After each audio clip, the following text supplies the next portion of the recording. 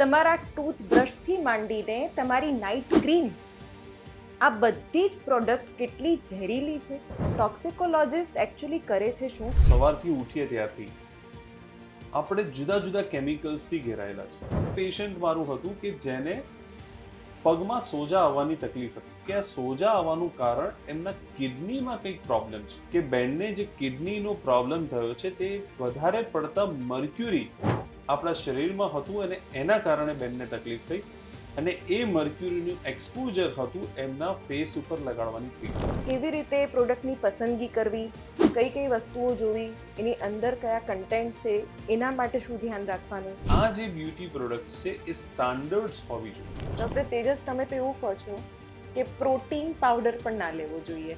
કોઈ પણ પ્રકારના કેમિકલ્સ પાવડર્સ લેવાથી પતલા થવાતું નથી. હોર્મોનલ ઇમ્બેલેન્સ મહિલાઓમાં વધ્યું છે, સ્પર્મ કાઉન્ટ ઘટવાની સમસ્યા થઈ રહી છે, કેન્સર જેવો રોગ. પણ અત્યારના જો સ્ટેટિસ્ટિક્સ આપણે જોઈશું તો કેન્સર એ ઘણું આગળ વધી ગયું છે. તો આયુર્વેદિક પ્રિફર કરવું જોઈએ કે એલોપેથિક? તમે તમારા બોડી વેઇટ કરતા એ દવા વધારે લઈ લીધી છે તો એની ટોક્સિક ઇફેક્ટ તમારા લીવર પર થવાની જ છે. ખાસ તો સુસાઇડ કેસીસ જે આવતા હશે, સૌથી ડેડલીએસ્ટ સુસાઇડ કેસ કયો જોયો છે તમારા અનુભવ પ્રમાણે? હા, અને બેન એકદમ રડતા અવાજે મને કહ્યું કે મારે એક ક્ષણભેર આવેશ હતો, મેં આ સુસાઇડ અટેમ્પ્ટ કર્યો પણ મારે મારા બંને બાળકો માટે બચવું છે. કેવા કેવા કિસ્સાઓ આવે, કેવા કિસ્સાઓમાં સુસાઇડ કર્યા હોય? બહુ સિનિયર ડોક્ટરનો મને ફોન આવેલો, એમનો સન પણ ડોક્ટર અને હી કમિટેડ સુસાઇડ. એને પોતે સુસાઇડ કર્યું અને એને એક દવા એવી લઈ લીધેલી કે જેમાં બચવું શક્ય જ નથી ને અને વી કુડ નોટ સેવ હિમ. અમે એમને બચાવી પણ ના શકીએ. સાપ કરડે ત્યારે શું કરવું? જે પણ જગ્યાએ પગ પર સાપ કરડ્યો હોય છે એની ઉપર અને નીચે દોરી બાંધી દેતા હોય છે, પણ એવું કરાવવાનું નથી.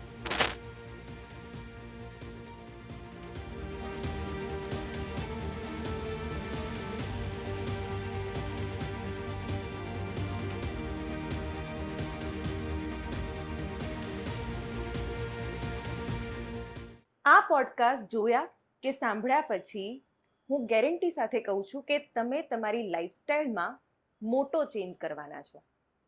કારણ કે તમારા ટૂથબ્રશથી માંડીને તમારી નાઇટ ક્રીમ, આ બધી જ પ્રોડક્ટ કેટલી ઝેરીલી છે, કેટલી ટોક્સિક છે, એ આ પોડકાસ્ટમાં હું સાબિત કરવાની છું. હું એના માટે કદાચ સાબિત કરવા માટે અથવા તમારા સુધી માહિતી પહોંચાડવા માટે યોગ્ય વ્યક્તિ છું, પણ હા, આ ચિંતાજનક વિષય પર આજે વાત કરવા માટે આપણી સાથે ગુજરાતના જાણીતા ટોક્સિકોલોજિસ્ટ ડૉક્ટર તેજસ પ્રજાપતિ જોડાયા છે. એ કદાચ આ વિષય પર વાત કરશે તો તમે માની જશો કે આપણે કેટલી હદે ટોક્સિક કન્ઝ્યુમ કરી રહ્યા છે, જે આપણને કેન્સર જેવી બીમારી સુધી રોજ ખેંચી રહી છે. Doctor Tejas Prajapati, welcome to the show. Thank you Shivani for this initiation અને તમારા પોડકાસ્ટમાં મને ઇન્વાઇટ કરવા બદલ ખૂબ ખૂબ આભાર. ડૉક્ટર તેજસ, શું મારા દર્શકોએ આ આખો એપિસોડ ટેન્શનમાં જોવો પડશે? જો ટેન્શન કરતાં અહીંયા હું તમને દર્શકોને એક ખાસ વિનંતી કરીશ કે આપણે એક તકેદારી, એક જાગૃત નાગરિક તરીકે આ શોને જોઈશું. અને હા, જો કદાચ આપણા વાતચીતમાં કદાચ દર્શકોને કંઈક એવું લાગે કે જે એ લોકો અત્યારે કરી રહ્યા છે અને એનાથી બચી શકે તો આપણો આ શો અથવા તો આપણી આ વાતચીત સફળ થઈ રહીશ એવું મને લાગે છે. ઓકે ડૉક્ટર તેજસ, ટોક્સિકોલોજિસ્ટ વાતમાં જ ટોક્સિક છે, નામમાં જ ટોક્સિક છે, એટલે ટોક્સિકોલોજિસ્ટ એકચ્યુઅલી કરે છે શું? કારણ કે જો એ દર્શકોને ક્લિયર હશે તો વધારે સારી રીતે આખા વિષયને સમજી પણ શકશે. ચોક્કસથી. જો ટોક્સિકોલોજી એક એવું સાયન્સ છે, એક એવું વિજ્ઞાન છે કે જેમાં આપણા જીવનમાં વપરાતા વિવિધ પ્રકારના ટોક્સિન્સ એટલે કે ઝેરી પદાર્થોની આપણા શરીર ઉપર શું અસર થાય છે અથવા તો એને શું આડઅસર થાય છે. હવે એક કોઈ પણ પદાર્થ ઝેરી હોઈ શકે છે, એ ફિઝિકલ ફોર્મમાં હોય, કેમિકલ ફોર્મમાં હોય અથવા તો બાયોલોજિકલ ફોર્મમાં પણ હોઈ શકે છે. તો આ બધાની અસર આપણા શરીર ઉપર શું થાય છે અને એ શરીર ઉપર અસર થયા પછી એની ટ્રીટમેન્ટ શું, એની સારવાર શું, એનું ડાયગ્નોસિસ શું, એનું નિદાન શું, એ ટોક્સિકોલોજિસ્ટ કરતા હોય છે. મોટે ભાગે મેડિકલ ટોક્સિકોલોજિસ્ટ ની ડિગ્રી અથવા તો એ પ્રકારના સાયન્સ ધરાવતા લોકો ભારત દેશમાં અથવા ઇન્ડિયામાં ઘણા ઓછા હોય છે. જે લોકો આ વિષયમાં પેશનેટ હોય છે એ લોકો આ વિષયમાં કામ કરતા હોય છે. Okay, why passionate? કારણ કે તમને ખબર જ છે કે તમે જે વસ્તુ ખાઈ રહ્યા છો અથવા તમારા ફેમિલી મેમ્બર્સ, તમારા બાળકો જે વસ્તુ ખાઈ રહ્યા છે કે કન્ઝ્યુમ કરી રહ્યા છે, એ બધી જ વસ્તુ ક્યાંક ને ક્યાંક એનામાં ટોક્સિક અસર ઊભી કરી શકે છે. એટલા માટે પેશન જરૂરી છે, સહનશક્તિ જરૂરી છે. ચોક્કસથી પેશન હું એટલા માટે છું ખાસ કરીને કે કારણ કે જ્યારે હું મારું MD કરતો હતો બીજે મેડિકલ કોલેજમાં અમદાવાદમાં, અને ત્યારે એક વસ્તુની લઈને ચિંતા હતી કે ઇમરજન્સીમાં ટ્રોમા સેન્ટરમાં જ્યારે અમે લોકો અમારી પોસ્ટિંગ હોય અને અમે જ્યારે પેશન્ટ શું જોતો હતો, ખાસ કરીને યંગ એડલ્ટ્સ કે જે લોકો સુસાઇડ કરવા માટે આ પ્રકારના ટોક્સિન્સ પોઈઝન્સનો ઉપયોગ કરતા હતા. એક ક્ષણભેરનો આવેશ હતો. એ લોકોના જીવન માટે કદાચ એમના પછી એમને જીવવું પણ હતું, પણ અજાણતા આ પ્રકારના જે અમુક ટોક્સિક પદાર્થો એમના હાથમાં આવી જતા, જે કદાચ ડેથ પણ કરી લેતા હતા. તો જ્યારે હું યુઝ્યુઅલી આ પ્રકારના પેશન્ટ્સને હું જોતો હતો મારી રેસિડેન્સી દરમિયાન, મારા MD દરમિયાન, ત્યારે મને હંમેશા એક કુતૂહલતા રહેતી, એક હંમેશા અચરજ રહેતું કે આટલા બધા કેમિકલ્સ માર્કેટમાં અવેલેબલ છે, પેસ્ટિસાઇડ્સ હોય, ઇન્સેક્ટિસાઇડ્સ હોય અથવા ઘણા બધા કેમિકલ્સ, જ્યારે કોઈ પણ માણસ એ સુસાઇડ કરવા માટે પોઈઝનિંગ કરતું હોય અને પેશન્ટ અમારી પાસે ઇમરજન્સીમાં આવે ત્યારે એને શું લીધું હશે, એ જ અમારા માટે સૌથી મોટો ક્વેશ્ચન રહેતો હતો. કારણ કે આપણા પાસે શિવાની એવી કોઈ લેબોરેટરીઝ નથી ઇન્ડિયામાં કે હું બ્લડ, યુરિન અથવા તો બીજા કોઈ મટીરિયલ મોકલીને એ કન્ફર્મ કરી શકતો ત્યારે કે ભાઈ આને આ પદાર્થ લીધો છે, આ કેમિકલ લીધું છે કે નથી લીધું. એટલે અમારા માટે તો સૌથી મોટુંમાં મોટું ચેલેન્જ એ હતું, સૌથી પહેલા તો કયું પદાર્થ, કેમિકલ, ટોક્સિક સબસ્ટન્સ લીધું છે એ આઈડેન્ટિફાઈ કરવાનો, અને એ પછી એને ટ્રીટમેન્ટ એટલે કે એના એન્ટીડોટ્સ, એને લગતી એની વિરુદ્ધ દિશામાં કામ કરતી દવા આપવાનો. તો ત્યારે મને ઘણું આ ચેલેન્જિંગ લાગ્યું કે યંગ એડલ્ટ્સ જ્યારે એક યંગ છોકરા છોકરીઓ જ્યારે સુસાઇડ કરતા હોય, એમને જીવવાનું ઘણું બાકી હોય અને ફક્ત એક ક્ષણભેર આવેશમાં આવીને એક પગલું ભરી લે, અને એ મને લાગતું હતું કે એ બહુ ચેલેન્જિંગ છે આ બધા પેશન્ટ્સને ટ્રીટ કરવા, એમને મેનેજ કરવા, એમના માટેની એન્ટીડોટ્સ દવાઓ આપવી અને એમને સરખી રીતના વ્યવસ્થિત રીતના મેનેજમેન્ટ કરીને એમને ઘરે પાછા મોકલવા. એટલા માટે મને આ ખૂબ જ પેશન જાગ્યો કે ખરેખર આ સબ્જેક્ટ પર કામ કરવા જેવું છે. ભારતમાં કોઈએ આ દિશામાં કામ કર્યું નથી, તો મારે કરવું જોઈએ. અત્યારે લગભગ કેટલા હશે તમારી જેવી જ પ્રેક્ટિસ કરતા લોકોમાં? બહુ જ ઓછા હશે. મારા જેવી પ્રેક્ટિસ અથવા તો મને જેમાં પેશન છે એ દિશામાં કામ કરતા લોકો બહુ જ ઓછા હશે. કારણ?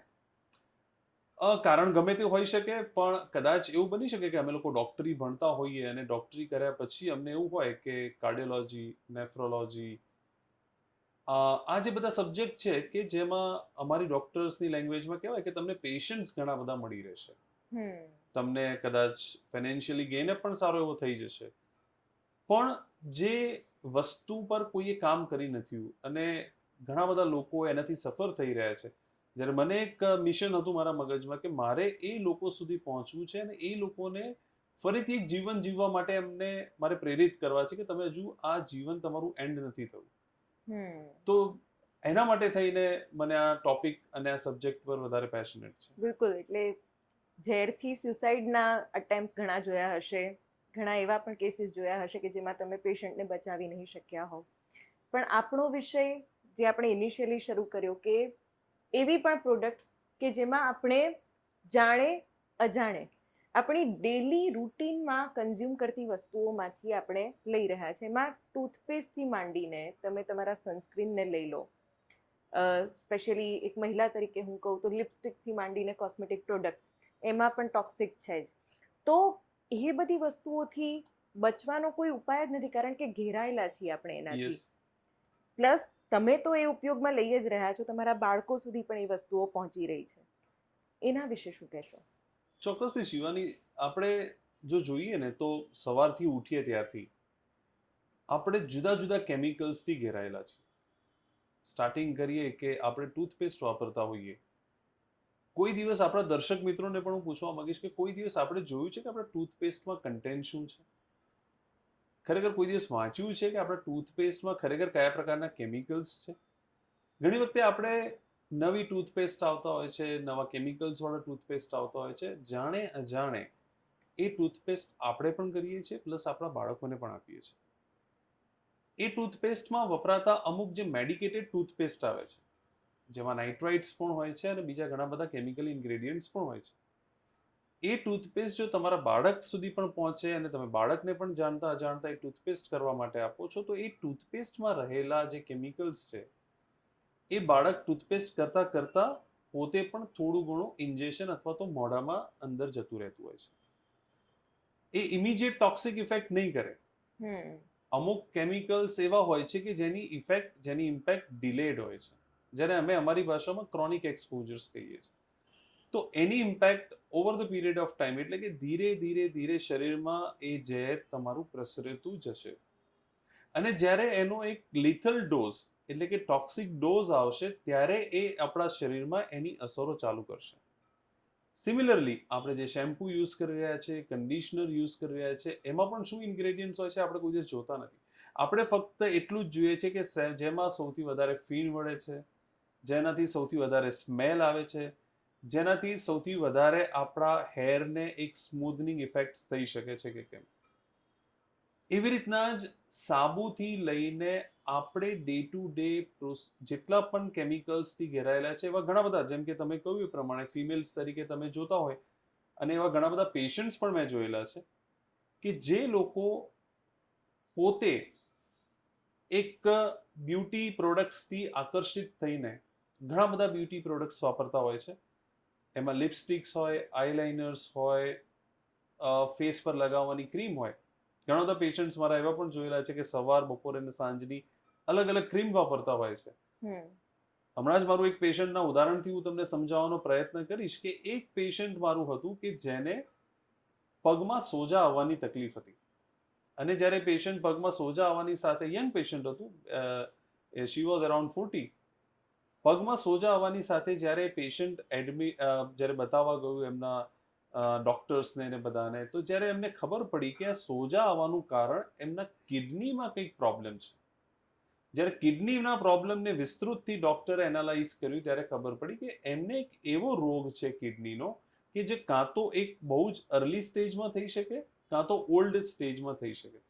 બેન ઘણા યંગ હતા પણ જ્યારે આખું એનું એનાલિસિસ થયું ને ત્યારે ખબર પડી કે બેનને જે કિડનીનો પ્રોબ્લેમ થયો છે તે વધારે પડતા મર્ક્યુરી આપણા શરીરમાં હતું અને એના કારણે બેનને તકલીફ થઈ અને એ મર્ક્યુરીનું એક્સપોઝર હતું એમના ફેસ ઉપર લગાડવાની ક્રીમ. ઓહ તો ઘણી વખતે આપણે એવું વિચારતા હોઈએ છીએ કે ફેસ ઉપર લગાવવાની ક્રીમ જેટલી બ્રાઇટ હશે, જેટલી ચમકતી હશે, એટલી આપણા ફેસને વધારે ચમકાટ આપશે અને વધારે આપણને હેલ્પ કરશે. પણ દર્શક મિત્રો યાદ રાખજો કે કદાચ એમાં મર્ક્યુરી વધારે હશે અને બાય ચાન્સ એ મર્ક્યુરી આપણા શરીરમાં જશે તો એ ખૂબ જ હાનિકારક પણ થઈ શકે છે. સિમિલરલી લિપસ્ટિક્સની વાત તમે કરી. લિપસ્ટિક્સમાં પણ ઘણી બધી બ્રાન્ડેડ કંપનીઝમાં પણ રિસર્ચ થયેલા છે કે જેમાં હાઈ લેવલમાં લેડ એટલે કે સીસુ આમાં જોવા મળતું હોય છે. હવે તમે વિચાર કરો કે સીસુ અથવા તો લેડ અથવા તો મર્ક્યુરીની જે મેં તમને વાત કરી, આ બધા હેવી મેટલ્સ છે. હેવી મેટલ્સ જ્યારે આપણા શરીરમાં જતા હોય છે તો એમની એક કેરેક્ટરિસ્ટિક હોય છે કે જેમનું મોલિક્યુલર વેઇટ વધારે હોય અને મોલિક્યુલર વેઇટ વધારે હોય તો આપણા શરીરમાં અંદર તો જશે પણ આપણા કિડનીની એ તાકાત નથી કે જેને બહાર નીકાળી શકે. એટલે બહાર નહીં નીકળે, એ શરીરમાં એક્યુમ્યુલેટ અથવા તો એ શરીરમાં જમા થતું જશે. Over the period of time maybe એવું બની શકે કે 2 મહિના, 4 મહિના, 6 મહિના તમે પ્રોડક્ટને યુઝ કર્યું અને પછી એવું બની શકે કે એ મહિનાઓ પછી તમારા શરીરમાં એ હેવી મેટલ પોઈઝનિંગના સાઇન સિમ્ટમ્સ જોવા મળે. પેટમાં દુખાવો થવો, પગમાં સોજા આવવા, હિમોગ્લોબિન ઓછું થઈ જવું, ભૂખ ન લાગવી, અગર કોઈ પ્રેગ્નન્ટ ફિમેલ હોય તો એમને એબોર્શન પણ થઈ શકે છે. તો આવા ઘણા બધા સાઇન્સ એન્ડ સિમ્ટમ્સ એટલે કે ચિહ્નો જોવા મળે છે શરીરમાં અને પછી આપણને ખબર પડે કે અરે રે, આપણે તો આ હેવી મેટલ પોઈઝનિંગના શિકાર બની ચૂક્યા છે. અને જ્યારે શિકાર આપણે બની ચૂક્યા હોઈએ છીએ ત્યારે મહત્વની વાત એ છે કે આપણે મે બી ઘણા લેટ હોઈએ છીએ એને ટ્રીટમેન્ટ કરવા ઘણું માટે. મોડું થઈ ગયું. તો એ ઘણા મોડામાં અમારા માટે એઝ અ ટોક્સિકોલોજીસ્ટ મોટો ચેલેન્જ એ હોય છે એમને ટ્રીટમેન્ટ આપવાનો, કે આટલા બધા લેવલ સુધી જ્યારે એક હેવી મેટલ આપણા શરીરમાં ટોક્સિક પદાર્થ આપણા શરીરમાં છે તો એને બહાર કેમ ન કાઢવું. તો એ આ બધા ચેલેન્જીસ બ્યુટી પ્રોડક્ટ્સમાં પણ ખૂબ જ રહેતા હોય છે. તો બ્યુટી પ્રોડક્ટ્સ જે બનાવે છે એ લોકો એટલા કોન્શિયસ નથી કે અથવા તો જાણી જોઈને એ વસ્તુ પર એ લોકો પ્રકાશ પાડવા જ નથી માંગતા કે આ વસ્તુ તમને હાનિકારક છે. કારણ કે જે પ્રોફિટ માર્જિન વાળી વાત આવે કે માત્ર પ્રોડક્ટ કે બ્રાન્ડને એક જ મગજમાં હોય કે મારે પ્રોફિટ કમાવવો છે અને હું ગમે એવી લોભામણી જાહેરાતો કરીને લોકોને બસ મોહિત કરીને એને આ પ્રોડક્ટ લેવા માટે હું એને મજબૂર કરું, ધેટ્સ ઇટ. ના, આમાં શું છે કે ઘણા બધા ગાઈડલાઇન્સ ગવર્મેન્ટ્સના ફોલો થતા હોય છે. એટલી પણ સ્ટ્રિક્ટ સ્ટ્રિક્ટ ગાઈડલાઇન્સ છે. ગાઈડલાઇન્સ, હા, સ્ટ્રિક્ટ ગાઈડલાઇન્સ તો છે જ. જે FSSAI ના ગાઈડલાઇન્સ હોય છે, પ્લસ જેટલા પણ આપણે કન્ઝ્યુમેબલ પ્રોડક્ટ્સ વાપરતા હોય છે એના સ્ટ્રિક્ટ ગાઈડલાઇન્સ તો હોય છે. પણ ઘણી વખતે તકલીફ એ બાબતની થાય છે કે આપણે જે સ્ટાન્ડર્ડ વસ્તુ કન્ઝ્યુમર પાસે પહોંચવું જોઈએ એ પહોંચે છે કે કેમ. આપણે બહાર જઈને કોઈ સ્ટાન્ડર્ડ કંપનીની કોઈ પણ પ્રકારની બ્યુટી પ્રોડક્ટ્સ અથવા તો કોઈ પણ પ્રકારનું એવું વસ્તુ લેવા જઈએ તો આપણને ખબર હોવી જોઈએ કે ખરેખર આ એ જ છે કે ડુપ્લિકેટ છે. તો એ જે કદાચ બ્લેક માર્કેટિંગમાં કે એ રીતના થઈને જે આવતું હશે, જેનાથી કદાચ જાહેર જનતા અજાણ હશે ને અજાણતા જ આ પ્રકારની પ્રોડક્ટ્સ આપણા હાથમાં આવી જાય છે અને એનાથી આપણા શરીરમાં આ પ્રકારના હેવી મેટલ્સના ટોક્સિન્સ જમા થઈ શકે છે. હવે કેટલાક પ્રોફેશન્સ એવા હોય છે કે જેમાં રોજ મેકઅપ થતો જ હોય છે. તો તમે જેમ કહ્યું કે મોટાભાગની પ્રોડક્ટ્સમાં સારી સારી બ્રાન્ડ્સમાં એ જે ટોક્સિક તત્વો છે એ છે જ. તો એનાથી બચવા માટે for a female makeup is beauty enhancer અને એનાથી કદાચ ભાગ્યે જ કોઈક બાકાત રહી શકતું હોય. તો પછી કેવી રીતે પ્રોડક્ટની પસંદગી કરવી, કઈ કઈ વસ્તુઓ જોવી, એની અંદર કયા કન્ટેન્ટ છે, એના માટે શું ધ્યાન રાખવાનું એ પણ સમજાવો. ચોક્કસથી, કારણ કે તમે કહ્યું એ પ્રમાણે કે ઘણા બધા પ્રોફેશનલ્સ એવા છે કે જેમ કે એક્ટર્સ છે, એક્ટ્રેસ છે, ટીવી એન્કર્સ છે, જે લોકોનું પ્રોફેશનલિઝમ એ હંમેશા એક બ્યુટી પ્રોડક્ટ સાથે સંકળાયેલું છે. તો આપણે એવું તો ના કહી શકીએ કે તમે કાલથી આ બંધ કરી દેજો અથવા નથી યુઝ કરવાનું. Definitely they can use. પણ આપણે સાવચેતી ધ્યાન એ જ રાખવાનું છે કે આ જે બ્યુટી પ્રોડક્ટ્સ છે એ સ્ટાન્ડર્ડ્સ હોવી જોઈએ. એ કોઈ પણ પ્રકારના કન્ઝ્યુમેબલ પ્રોડક્ટ્સની એ ISI માર્કો હોય અથવા તો FSSAI માર્કા હોય એમનાથી પ્રમાણિત થયેલી હોવી જોઈએ. તો તમને 99.9% એમાં કંઈ જ પ્રોબ્લેમ નહીં થાય. બીજી વસ્તુ એ છે કે જ્યારે પણ તમે આ કોઈ પણ પ્રકારના બ્યુટી પ્રોડક્ટ્સનો ઉપયોગ કરી રહ્યા છો તો એક વસ્તુ ખાસ ધ્યાનમાં રાખવાની છે કે જ્યારે પણ કોઈ પણ પ્રોફેશન્સમાં તમારું કામ હોય, એ કલાક, 2 કલાક, 3 કલાકનું કામ હોય તો યુઝ્યુઅલી તમને એ ખાસ ધ્યાન રાખવું જોઈએ કે એના પછી તમારે ફેસ વોશ, હેન્ડ વોશ કરીને જ તમારે કોઈ પણ પ્રકારનું ફૂડ લેવું જોઈએ. કારણ કે ઘણી વખતે અમે જોતા હોઈએ છીએ કે એ બ્યુટી પ્રોડક્ટ્સના જે પણ કંઈ છે તમારા હાથ ઉપર જે પણ કેમિકલ કન્ટામિનેશન્સ થાય છે અને પછી એ જ હાથથી તમે ફૂડ લેવાનું ચાલુ કરો છો, ત્યારે એક પોસિબિલિટી રહેતું હોય છે કે એ કેમિકલ કોન્ટામિનેશન્સ તમારા ફૂડ થ્રુ પણ તમારા શરીરમાં જઈ શકે છે. તો એ ખાસ ધ્યાન રાખવું છે કે જ્યારે પણ તમે આ પ્રકારના કોઈ પણ બ્યુટી પ્રોડક્ટ્સ અથવા કેમિકલ્સનો યુઝ કરો છો તો એ વસ્તુને તમે ફોકસ કરીને, હેન્ડ વોશ કરીને, ફેસ વોશ કરીને જ એઝ અર્લી એઝ પોસિબલ તમે કરી શકો છો. ઓકે, આ તો કોસ્મેટિક્સની વાત થઈ. હવે ફરી પાછા એવી પ્રોડક્ટ્સ પર આવીએ કે જે કદાચ આપણે નિગ્લેક્ટ કરવી હોય તો પણ ના જ કરી શકીએ. શેમ્પૂઝ આવી ગયા, બોડી વોશ, સોપ્સ, ઇવન તમે જેમાં ખીચડી જેવી વસ્તુ બનાવો છો એવા કુકરની પણ વાત આવી ગઈ. એમાં પણ ટોક્સિક તત્વો છે. ચોક્કસથી, હમણાં જ તમે કદાચ ન્યૂઝમાં પણ હતું કે એક ભાઈ સાહેબ ઘણા વર્ષોથી એક કુકરમાં ખીચડી બનાવતા હતા અને એ ભાઈને લેડ પોઈઝનિંગ થઈને ડાયગ્નોઝ થયું છે. તો ઘણી વખતે આપણે જે યુટેન્સિલ્સ વાપરતા હોઈએ, જે ઘરમાં ખાવાનું બનાવવાના વપરાશ માટેના જે વાસણો છે એ પણ આપણા માટે ખૂબ ઉપયોગી છે. ઘણા બધા લોકો અત્યારે આપણને ખબર જ છે કે ઘણા બધા લોકો એવું માનતા હોય છે કે ડિટોક્સિફિકેશન ચાલી રહ્યું છે. અમે અમારા શરીરનું ડિટોક્સિફિકેશન કરવા માટે તાંબાના વાસણનો ઉપયોગ ચાલુ કર્યો છે. એલ્યુમિનિયમના બંધ કરી દીધા છે, અમે કાંસાના વાસણ લઈ આવીએ છીએ. આપણે એક વસ્તુ સમજવાની છે કે કોઈ પણ તમે યુટેન્સિલ્સ અથવા વાસણનો ઉપયોગ કરો એનો આમાં વાંધો નથી, પણ જ્યારે એ વાસણની એક્સપાયરી ડેટ હોય એ તમને ખબર હોવી જોઈએ કે તમારે ધારો કે નોનસ્ટિક તમે વાપરી રહ્યા છો, તો નોનસ્ટિક તમે 10 વર્ષથી વાપરી રહ્યા છો, કેટલા વર્ષથી વાપરી રહ્યા છો, એનું લેયર પણ ઉખડી ગયું હોય ને તેમ છતાં તમે વાપરતા હો, તો એમાં જે કેમિકલ્સ વપરાયેલા છે એ કેમિકલ્સ નીકળવાના ચાલુ થશે. તો એ કોઈ પણ પ્રકારનું પદાર્થ હશે તો એ આપણા શરીરમાં જવાની શક્યતાઓ વધી જતી હોય છે. એટલે બને તો હંમેશા આપણે એ વસ્તુનું ધ્યાન રાખીએ કે આવા પ્રકારના જે જૂના વાસણો છે એને અવોઇડ કરીએ. નોર્મલ રૂટીન ડેમાં આપણે જે વાસણો વપરાતા છે એમાં કોઈ જ પ્રોબ્લેમ નથી. ઘણી વખતે એવું પણ થઈ જતું હોય છે કે ઘરમાં બહુ જ પહેલાની વાત છે, હવે તો પેઇન્ટમાં પણ લેડ યુઝ કરતા હતા કલર કામમાં. તો જ્યારે કલર કામ કરતા હોય ત્યારે પણ એમાંથી લેડ, આપણા અમદાવાદના જ બહુ મોટા એક હતા, એમને પણ એ લેડ પોઈઝનિંગનું જે મેટલ્સ પોઈઝનિંગ થઈ ગયું હતું એ એમના ઘરમાં વપરાયેલા જૂના કલરના કારણે થયું. ઇનેલેશન એટલે કે શ્વાસમાં જવાથી કલર, જે જૂનો 30-40 વર્ષ જૂનો કલર હતો એ કલર દિવાલ પરથી ઉકળી જતા અને એમાંથી કલર છૂટો પડતા એમના શ્વાસમાં જવાથી એમને પોઈઝનિંગ થયું હતું.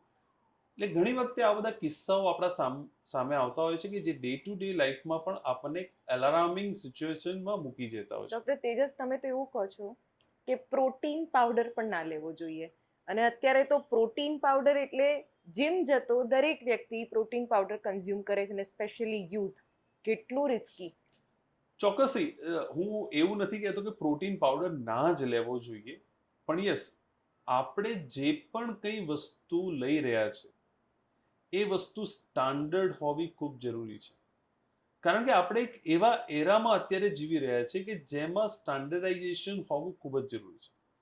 જ્યારે આપણે પ્રોટીન પાવડર્સ લઈ રહ્યા છીએ અને પ્રોટીન પાવડર્સ જો તમારા હાથમાં એવી કોઈ કંપની કે જે રજિસ્ટર્ડ કંપની નથી, જે ઓથેન્ટિક કંપની નથી, જે FSSAI દ્વારા પ્રમાણિત કંપની નથી, અને એ પ્રોટીન પાવડર્સ આપણે લઈ રહ્યા છે, તો બની શકે કે એમાં સ્ટીરોઇડ્સ હોઈ શકે.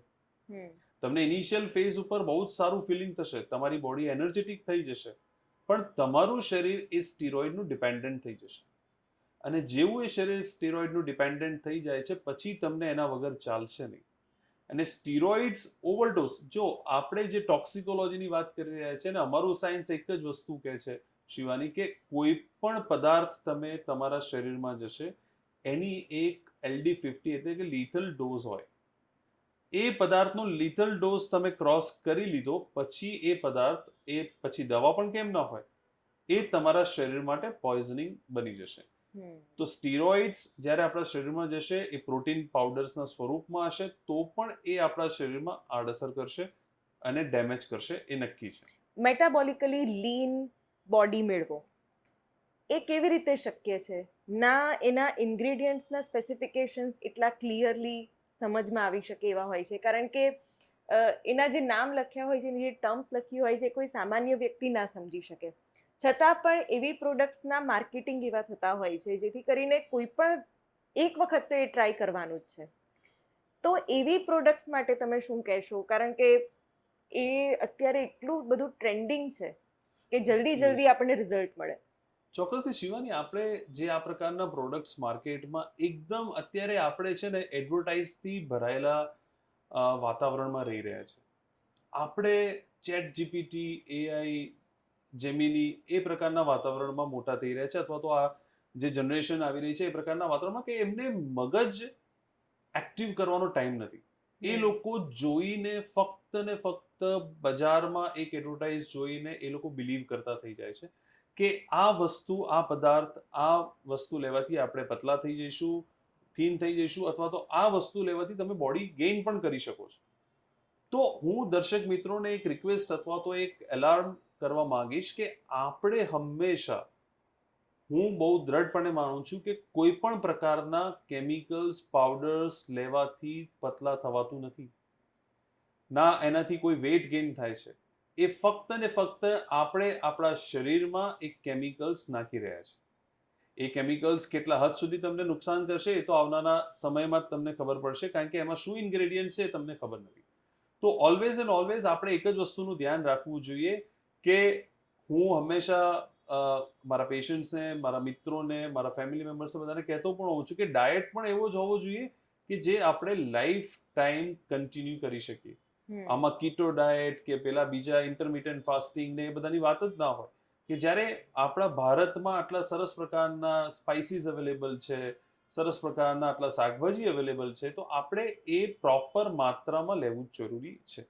ઓકે, આ સેલ્ફ લવ નથી, સેલ્ફ હાર્મ છે, એ યાદ રાખવાનું છે.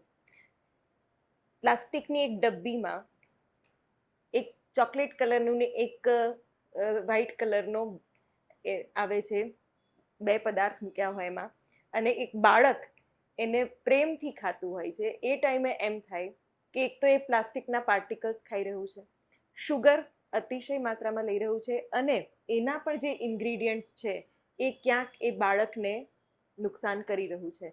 તો આવી પ્રોડક્ટ સામે પેરેન્ટ્સ ક્યારેક લાચાર હોય છે કે એની એટલી સરસ મજાની આકર્ષક એની પ્રોડક્ટ બનાવી હોય છે, પેકિંગ એવું હોય છે કે બાળક કોઈ પણ રીતે એને લેવાનું જ છે.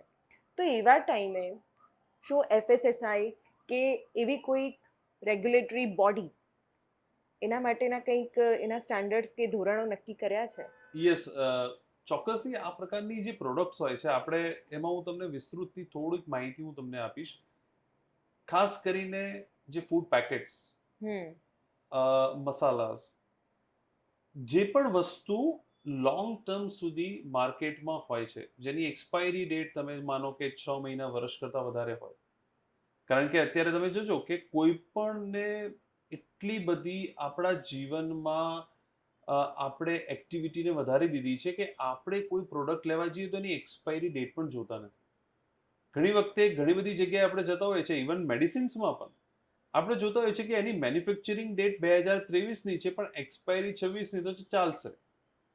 હું તમને કહેવા માંગીશ કે જ્યારે પણ આ પ્રકારની કંપનીઝ જ્યારે પણ આ પ્રકારના પ્રોડક્ટ્સ બનાવતી હોય, એ ફૂડ પ્રોડક્ટ્સ હોય, મેડિસિન્સ હોય, ફૂડ પેકેટ્સ હોય, મસાલાસ હોય, અથવા કોઈ પણ એવી વસ્તુ છે, ફ્રોઝન વસ્તુ છે કે જેને એને લોંગ ટર્મ સુધી પ્રિઝર્વ કરવાની છે, ત્યારે એમાં અમુક પ્રકારના કેમિકલ્સનો ઉપયોગ થતો હોય છે.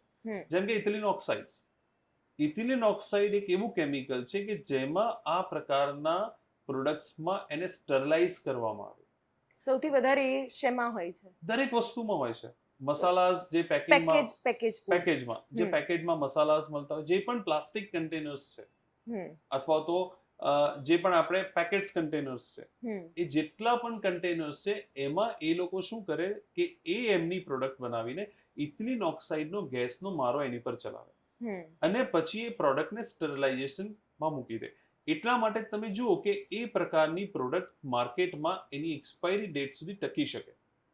તો એમને કોમ્પિટિશન છે માર્કેટમાં ટકવા માટેની. તો એમાં ઘણી વખતે તમારી વાત સાચી છે કે FSSAIના ધારાધોરણ, સ્ટાન્ડર્ડ્સો નક્કી છે, પણ મહત્વની વસ્તુ એ છે કે મેં તમને કહ્યું એ પ્રમાણે કે આપણે કેટલું એને કન્ઝ્યુમ કરી રહ્યા છે. FSSAI તમને એવું નથી કહેતી કે તમારે રોજ સવાર, બપોર, સાંજ 3-4 પડીકા ખાવાના છે. આપણે એને બાળકોને એવરી ડે જે પણ કંઈ ફૂડ પેકેટ્સ આપી રહ્યા છે, જે પણ કંઈ પદાર્થ આપી રહ્યા છે, આપણે એની પર ધ્યાન રાખવાની જરૂર છે. ઘણી વખતે એવું થઈ જતું હોય છે, જેમ કે તમે પ્લાસ્ટિકનું ઉદાહરણ આપ્યું ને, તો આપણા દેશમાં ઘણી વખતે ગવર્મેન્ટે પ્લાસ્ટિક પર બેન મૂક્યો છે. આજની તારીખમાં આપણે એકચ્યુઅલીમાં પણ હજુ પણ શું છે કે ગૃહિણીઓ જ્યારે પણ શાક લેવા જતી હોય છે, ત્યારે આપણે જોતા હોઈએ છીએ કે એ લોકો શાકની માર્કેટમાં જાય ત્યારે શાકવાળા ભાઈ પાસેથી પ્લાસ્ટિકની થેલી માગે છે.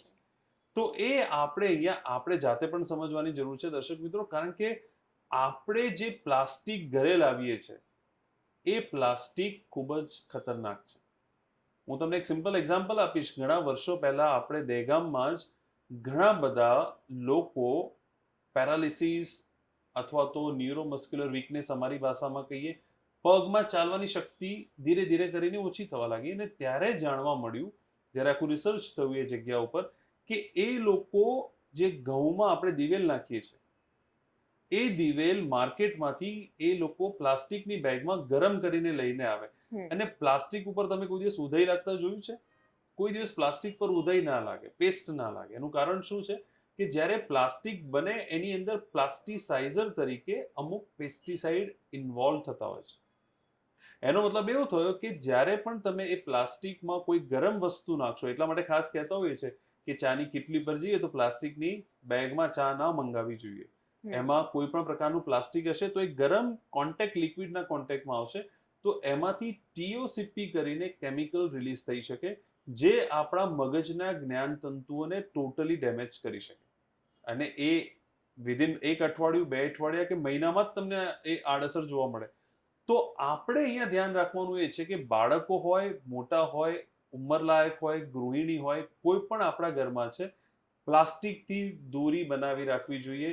આ પ્રકારનું પ્લાસ્ટિક આપણને એકદમ ટોક્સિક ઇફેક્ટ તરફ લઈ જઈ શકે છે. ડૉક્ટર તેજસ, આ તો વાત થઈ કે રોજિંદી જે વસ્તુઓ છે, પણ કેટલી ખરાબ અસર થઈ છે. જે સ્ટેટિસ્ટિક્સ બહાર આવ્યા છે કે હોર્મોનલ ઇમ્બેલેન્સ મહિલાઓમાં વધ્યું છે, સ્પર્મ કાઉન્ટ ઘટવાની સમસ્યા થઈ રહી છે, કેન્સર જેવો રોગ જેનાથી આપણે રોજ એના તરફ જતા જઈ રહ્યા છીએ, કારણ કે આ જે અનઅવોઇડેબલ વસ્તુઓ છે એ તો આપણે કન્ઝ્યુમ કરવાના જ છીએ. કેટલું ગંભીર. ચોક્કસથી શિવાની, આ બહુ જ ગંભીર મુદ્દો છે. તમે જુઓ કે પહેલા આપણે અગર જોઈએ તો સૌથી મહત્વનું મૃત્યુનું કારણ વર્લ્ડ વાઇડ એ હૃદય રોગ, કિડની રોગ અને બીજા બધા ઓર્ગન્સ અને રિલેટેડ રોગ્સનું હતું. પણ અત્યારના જો સ્ટેટિસ્ટિક્સ આપણે જોઈશું તો કેન્સર એ ઘણું આગળ વધી ગયું છે. પ્લસ આપણે એ પણ જોઈ રહ્યા છે કે કેન્સરના હોસ્પિટલ્સમાં પણ ઘણો વધારો થઈ રહ્યો છે અને સાથે સાથે આપણે એ પણ જોઈ રહ્યા છે કે ફિમેલ્સમાં પ્રેગ્નન્સી રિલેટેડ ઇશ્યુઝ પણ ઘણા આવી રહ્યા છે. આ બધાનું કારણ જ્યારે આપણે કોઈ પણ ગાયનેકોલોજીસ્ટ ડોક્ટર્સ પાસે જતા હોઈએ છીએ તો એ લોકો પણ આપણને ઘણી વખતે એવું કહેતા હોય છે કે એવું કંઈ કારણ દેખાતું નથી. તમારા શરીરમાં, તમારા રિપોર્ટ્સમાં એવા કોઈ પણ પ્રકારના કારણ દેખાતા નથી કે જેનાથી તમારી પ્રેગ્નન્સી ના રહે એવું અમને લાગતું નથી. એટલા માટે તમે IVF અથવા તો બીજા ઘણા બધા લેટેસ્ટ ટેકનિક્સ આવી રહ્યા છે એના પર જઈ શકો. પણ હું દર્શક મિત્રોને ખાસ અહીંયા એલર્ટ કરવા માંગીશ કે આપણે યંગ જનરેશન અત્યારે તમે મેક્સિમમ તમે જોશો તો જંક ફૂડ્સ પર જઈ રહ્યું છે. અને જંક ફૂડ્સની જ્યારે હું વાત કરી રહ્યો છું ત્યારે એમાં ખાસ કરીને ચાઇનીઝ ફૂડ્સ. ચાઇનીઝ ફૂડ્સમાં જે આપણે કલરિંગ એજન્ટ્સ વાપરી રહ્યા છે, આ કલરિંગ એજન્ટ્સમાં અને એમાં અજીનોમોટો અને બીજા ઘણા બધા એવા તત્વો છે કે જેમાં આપણા શરીરમાં એન્ડોક્રાઇન ડિસરપ્ટર્સ કેમિકલ જઈ રહ્યા છે. આ એન્ડોક્રાઇન ડિસરપ્ટર્સ કેમિકલ શું છે? બેઝિકલી એ પુરુષોમાં ટેસ્ટોસ્ટેરોન ઓછું કરી શકે, ફિમેલ્સમાં ઇસ્ટ્રોજનને ડેમેજ કરી શકે, જેથી કરીને જે પ્રજનન શક્તિ છે એની ઉપર ડાયરેક્ટલી અસર કરે છે એન્ડોક્રાઇન ડિસરપ્ટર્સ. જાણતા અજાણતા આપણે ડેઈલી જંક ફૂડ્સ લઈ રહ્યા છે અને આ જંક ફૂડ્સમાંથી જે કેમિકલ્સ, કલરિંગ એજન્ટ્સ, ખાસ કરીને દર્શક મિત્રો જે કલરિંગ એજન્ટ્સ છે એનાથી ખાસ ચેતીને રહેજો. જે વસ્તુ, જે ફૂડ તમને કલરફુલ લાગે એ કલરફુલ બનાવવા માટે જે કલરિંગ એજન્ટ્સનો ઉપયોગ થયો છે એમાં મેક્સિમમ થેલેટ્સ, ઇથિલિન ગ્લાયકોલ આ પ્રકારના એન્ડોક્રાઇન ડિસરપ્ટર્સ હોઈ શકે અને જે ખરેખર આપણી પ્રજનન શક્તિ, મેલ હોય કે ફિમેલ હોય, અને ઘણી વખતે એવું પણ જોવા મળતું હોય છે કે ફિમેલ પ્રેગ્નન્ટ થઈ જાય તો પણ એમને મિસકેરેજ, એબોર્શન થવાના ચાન્સીસ પણ આ એન્ડોક્રાઇન ડિસરપ્ટર્સ કરતા હોય છે. ઓકે ડૉક્ટર તેજસ, અત્યાર સુધીના ડિસ્કશનમાં મને એક જ સવાલ થઈ રહ્યો છે, તો કન્ઝ્યુમ કરવું શું? કારણ કે મેડિસિનમાં ટોક્સિક છે, આપણે જે ફૂડ કન્ઝ્યુમ કરી રહ્યા છીએ એમાં પણ હવે ઓર્ગેનિક કશું જ નથી. ભલે લેબલ કરવામાં આવતું હોય છે કે ઓર્ગેનિક છે, તો એ ઓર્ગેનિક છે કે નહીં એ વિશ્વાસ કરવો અઘરો છે. તમે કહ્યું કે એલોપેથિક દવાઓમાં પણ ક્યાંક ટોક્સિક જોવા મળે છે, તો શું એ બધાનો જે વિકલ્પ છે એલોપેથિક દવાનો એ આયુર્વેદિક હોઈ શકે છે કે એમાં પણ ક્યાંક મિલાવટ છે, ક્યાંક ટોક્સિસિટી છે? એમાં કેવું છે શિવાની કે આપણે ઘણી વખતે એવું વિચારતા હોઈએ કે આ વસ્તુ ખરાબ હશે, સારી હશે, એને કેવી રીતના ચેક કરી શકાય. તો એના માટેના ઘણા બધા સરળ વિકલ્પો આપણી પાસે હોય છે. જેમ કે હું તમને એક સિમ્પલ એક્ઝામ્પલ આપું આપણે સવારે ઉઠીએ ને આપણને સવારે સૌથી પહેલા એમ થાય કે આપણે કયું દૂધ પીવું જોઈએ, મિલ્ક કયું લેવું જોઈએ. અમૂલનું લઈએ અથવા તો કોઈ બીજી બ્રાન્ડનું દૂધ લઈએ અથવા તો કોઈ લોકલ વેન્ડર્સ પાસેથી લઈએ. ઘણા બધા ઇશ્યુઝ હોય છે. ગાયનું દૂધ લઈએ, બફેલોનું દૂધ લઈએ, A2, A3, A1, ઘણા બધા વિકલ્પ આપણને મળી રહ્યા છે.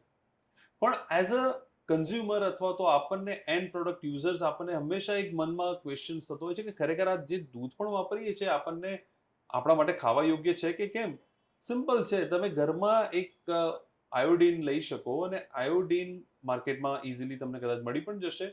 આયોડીનના 2 ડ્રોપ નાખીને તમે મિલ્કમાં કલર ચેન્જ થતો જોઈ શકો અને કલર ચેન્જ થતો તમને દેખાય તો ડેફિનેટલી એ તમે કન્સિડર કરી શકો કે આ દૂધમાં કંઈ યુરિયા અથવા તો આપણે ઘણી વખતે સાંભળતા હોય છે કે ખરાબ પૌવા પણ એમાં નાખતા હોય છે. તો એમાં એ નાખેલું છે કે કેમ. તો આવા ઘણા બધા ટેસ્ટ છે કે જે આપણે ઘરે બેઠા પણ કરી શકીએ. પણ યસ, તમારી વાત ઘણી સાચી છે કે હવે ઘણા બધા લોકોના મગજમાં એક વસ્તુ થતી હોય છે કે ભાઈ આપણે એલોપેથી કંઈ પણ બીમારી થાય તો એલોપેથી પર નથી જવું ને આપણે આયુર્વેદિક અને હોમિયોપેથીમાં ટ્રીટમેન્ટ કરાવીએ. તો આપણે કોઈ પણ સાયન્સમાં ટ્રીટમેન્ટ કરાવો, અગર એ સાયન્સ ઓથેન્ટિક વેમાં ટ્રીટમેન્ટ થશે તો એ બેસ્ટ છે.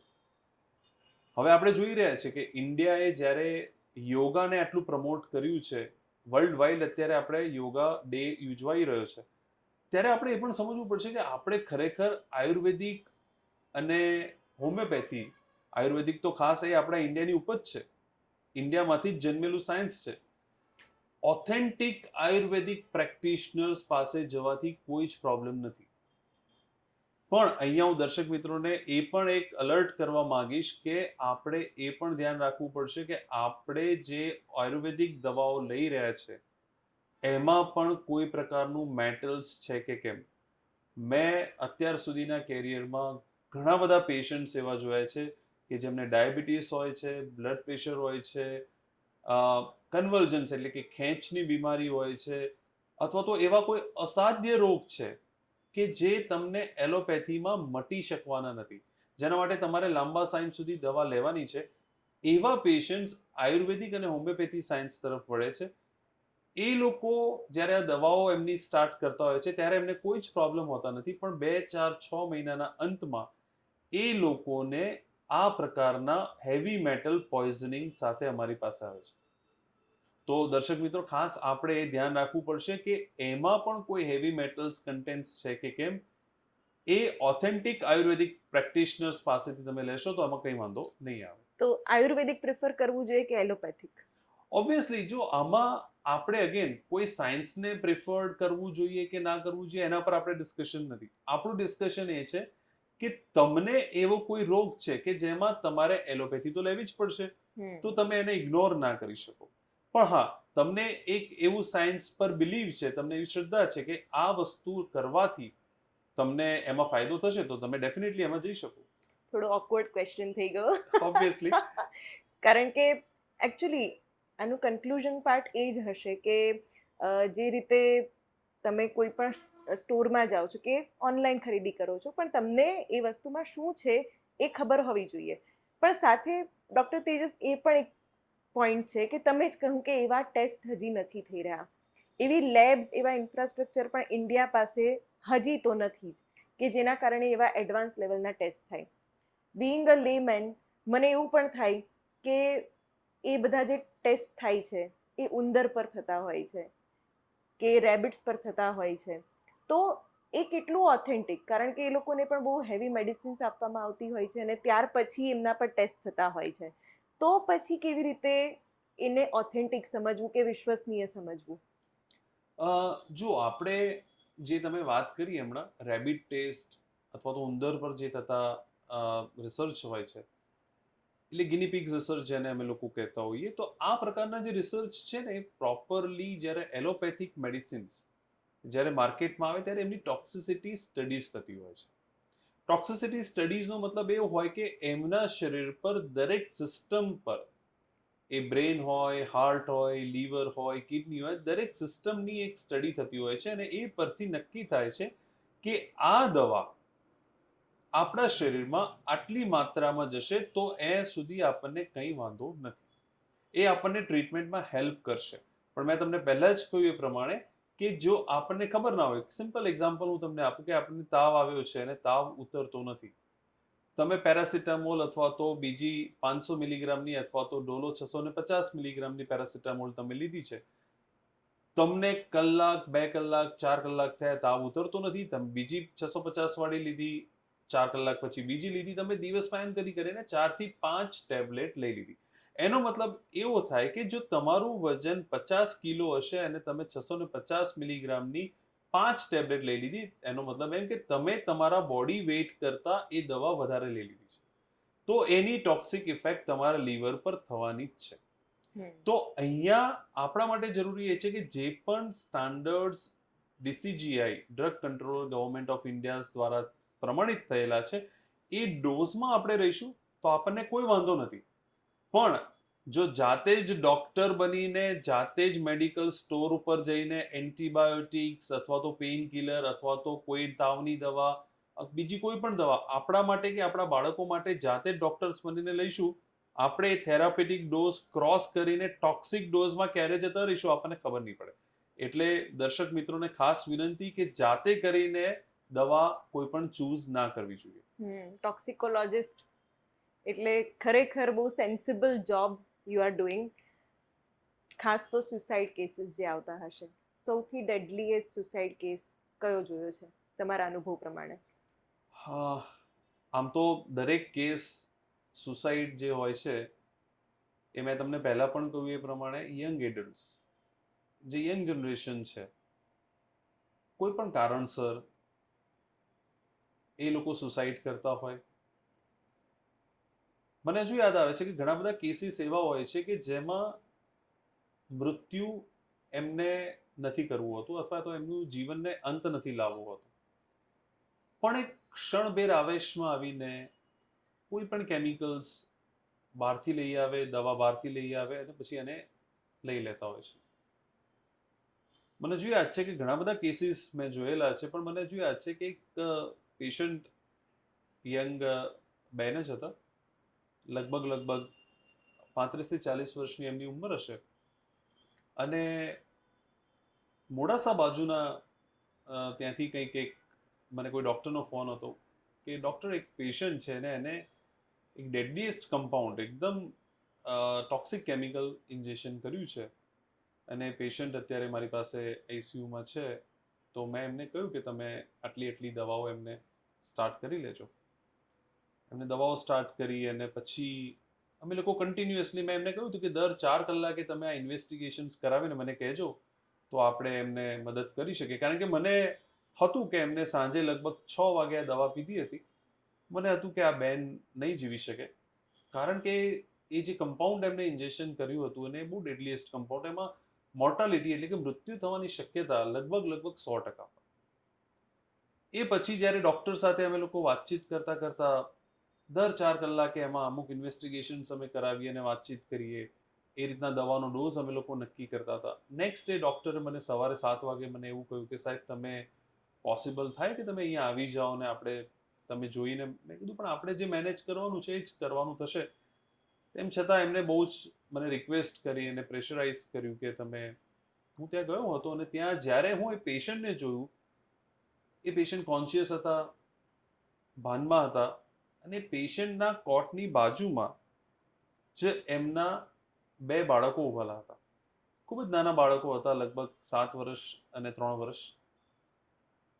અને ત્યારે જ્યારે પેશન્ટ્સને હું જોઈ રહ્યો હતો અને ત્યારે મને ખબર પડી કે એ હોસ્પિટલ જે હતી એ હોસ્પિટલના ટ્રસ્ટીના જ દીકરી હતા.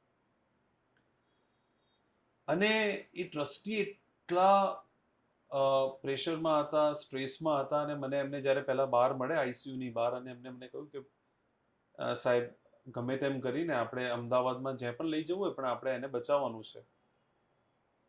જ્યારે મેં એમને કહ્યું કે ચોક્કસથી આપણે પ્રયત્ન કરીશું. જ્યારે મેં એમને અંદર લઈ ગયો અને મારે એક્ઝામિનેશન પતી ગયું અને મેં એમને કહ્યું કે બેન હું પ્રયત્ન કરું છું, એ બેને મારો હાથ પકડીને મને કહ્યું કે તમે ડૉક્ટર પ્રયત્ન ના કરતા, મારે બચવાનું છે. અને એ ટાઈમ પર મને ઘણું લાગી આવ્યું કે કેમ આ બેન અત્યારે આવી રીતના બોલી રહ્યા છે. અને બેન એકદમ રડતા અવાજે મને કહ્યું કે મારે એક ક્ષણભેર આવેશ હતો, મેં આ સુસાઇડ અટેમ્પ્ટ કર્યો, પણ મારે મારા બંને બાળકો માટે બચવું છે. ત્યારે આ બાળકો મારા મગજમાં નહોતા, અને બંને બાળકોને જોઈને એ ટાઈમ પર હું પણ રડી પડ્યો, અને મને પણ એમ થયું કે આટલી હદ સુધી આટલું બધું પોઈઝનિંગ લીધા પછી પણ એમને જે હોયું છે કે મારે આ જીવનને એન્ડ નથી કરવું. અને કદાચ એ ટાઈમ પર ભગવાનની દયા હશે, એ લોકોના ફેમિલી મેમ્બર્સની એટલી બધી પ્રાર્થના હશે કદાચ, અને અમે લોકોએ ફિમેલને બચાવી શકે. 2 દિવસની અથાગ પ્રયત્નો પરથી એટલા ટ્રીટમેન્ટ ઓપ્શન્સ ચેન્જ કરીને અમે એમને બચાવી શકે. પણ હું તમને ચોક્કસથી કહેવા માંગીશ કે આપણા સમાજમાં અત્યારે ટોલરન્સ પાવર, સહન શક્તિ ખૂબ જ ઘટી ગઈ છે. કેવા કેવા કિસ્સાઓ આવે, કેવા કિસ્સાઓમાં સુસાઇડ કર્યા હોય? એક મેડિકલ સ્ટુડન્ટની પણ તમે મને ઓફ ધ રેકોર્ડ વાત કરી Yes. હતી, એ કિસ્સો દર્શકોને સંભળાવો. ચોક્કસથી ઘણા બધા કિસ્સાઓ એવા હોય છે કે જેમાં મને પોતાને એમ થતું હોય છે કે આ કેવી રીતના પોસિબલ થાય. મેડિકલ સ્ટુડન્ટ્સ હોય છે કે જે લોકો સુસાઇડ કરતા હોય, ડોક્ટર્સ બની ગયા પછી એ લોકો સુસાઇડ કરતા હોય છે.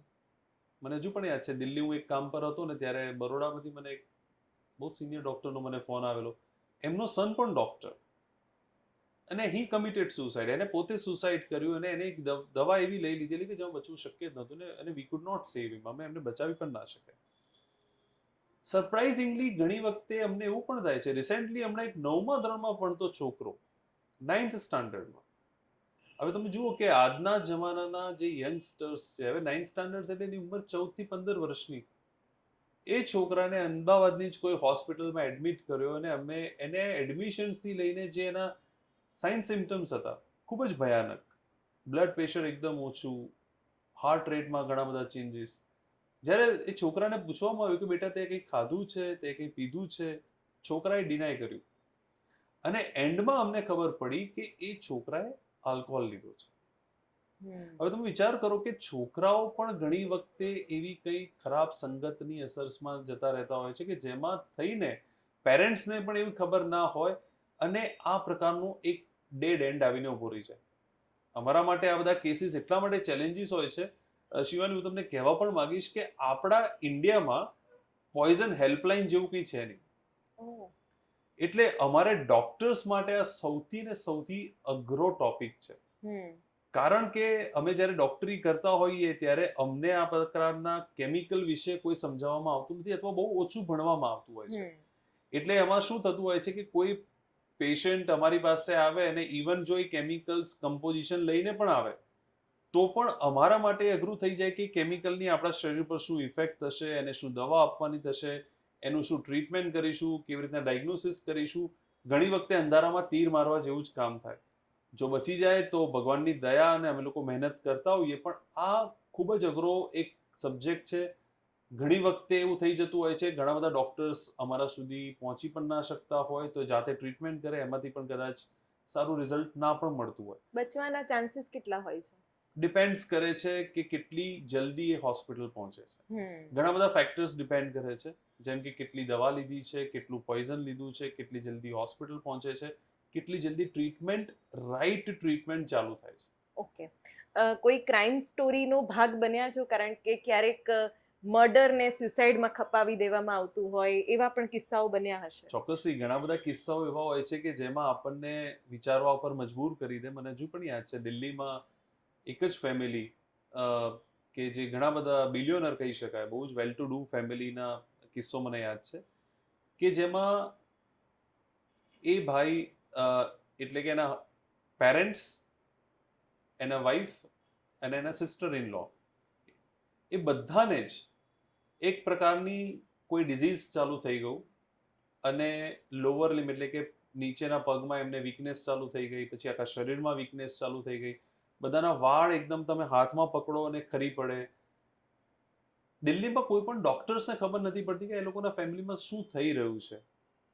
ત્યારે એમની જે નાની દીકરી હતી, એને લગભગ યુકેથી MBA કરીને આવી હતી, અને એને એડમિટ કરી, અને એડમિટ કર્યા પછી એને 10 થી 15 દિવસ એડમિશન્સ રહીને એની ડેથ થઈ ગઈ. એના મમ્મી પપ્પા, એના બીજા જે મોટા દીકરી હતા, જે મેરિડ હતા, એમને પણ એડમિટ કર્યા. સિમિલર કાઇન્ડ ઓફ એમને આ પ્રકારનું ડિઝીઝ ચાલુ થઈ ગયું.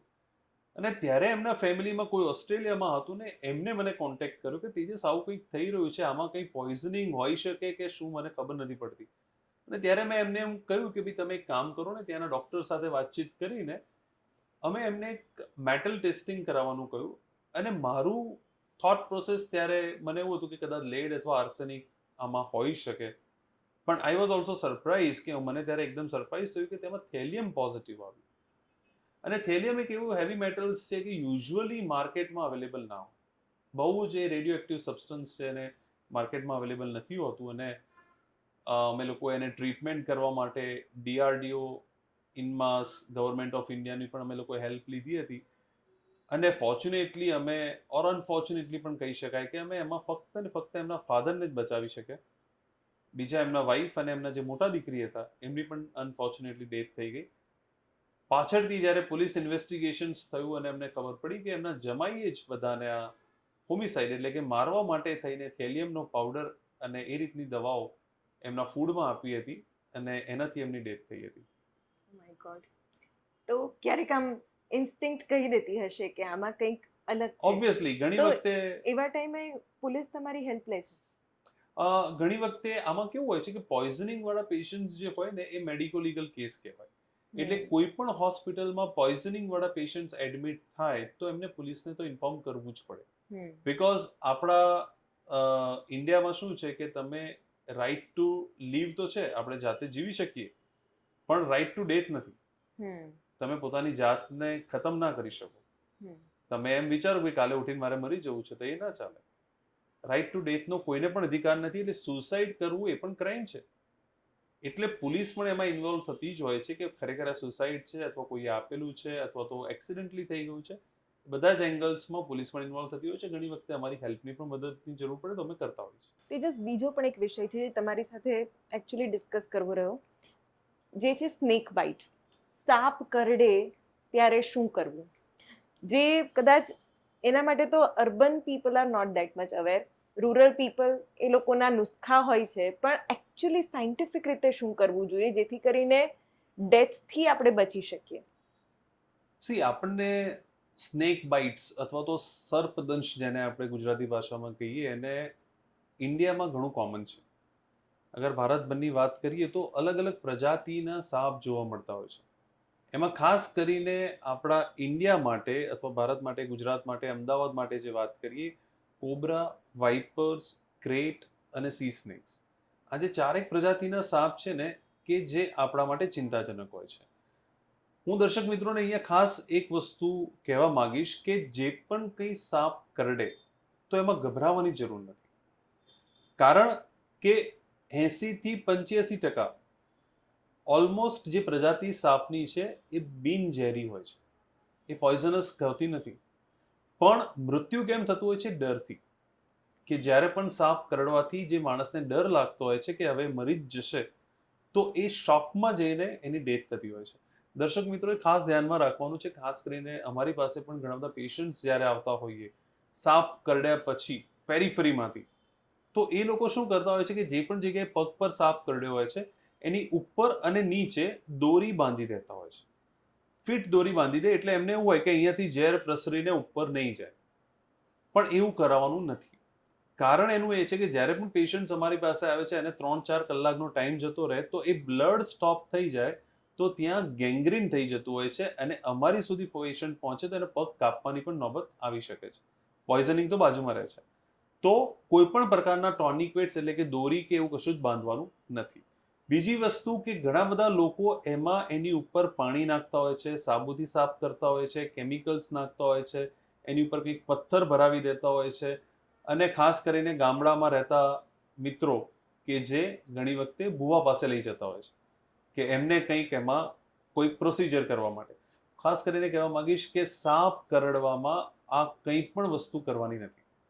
આપણે પેશન્ટ્સને અથવા તો જેને પણ સાપ કરડ્યો છે એને એક જ વસ્તુ કે એને રીએશ્યોરન્સ આપવાનું છે કે ભાઈ તને કંઈ થશે નહીં, અને એને જલ્દીથી જલ્દી નજીકના હોસ્પિટલમાં લઈ જવાનું છે. અમારી પાસે હોસ્પિટલ્સમાં સાપ જે કરડ્યા હોય છે એની અગેન્સ્ટમાં કામ કરતી દવા એટલે કે એન્ટી સ્નેક વેનમ અવેલેબલ હોય છે.